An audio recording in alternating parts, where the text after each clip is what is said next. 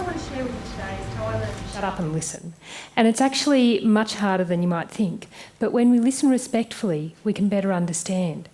So earlier this year, I went to the Northern Territory to listen to women talk about living on income management.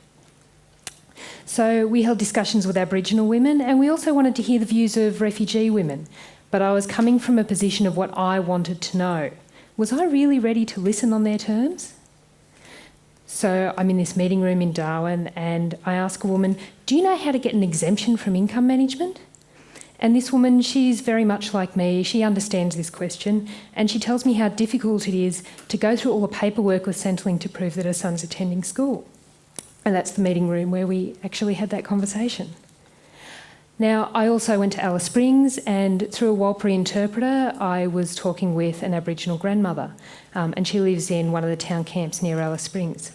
And I asked her through the interpreter, do you know how to get an exemption from income management? And she just looks at me. And it's not the English language that's the problem. I was using terms that were not part of her everyday vocabulary, and I was not giving her space to talk in her own way.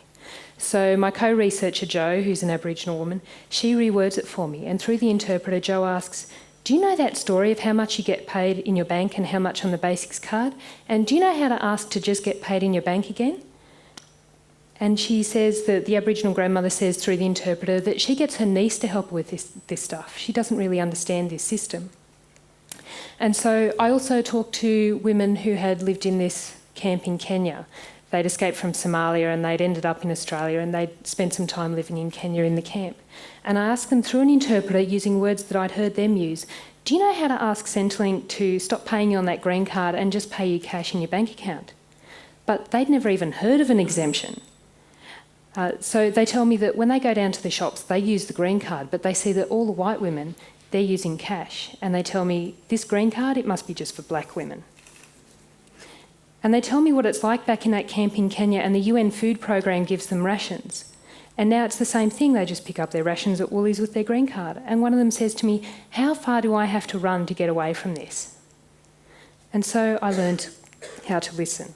And what I wanted to know was not, do you know how to get an exemption, but do you know the system that you're living within? Do you understand that? And I had to listen to their stories to understand their experience. Because a lot of these women, they're carers for children, the elderly, the disabled. They may not have a home phone, they may not have internet access.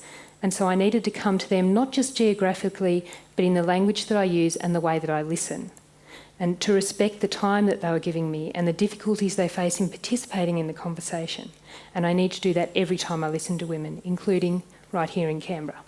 Thank you.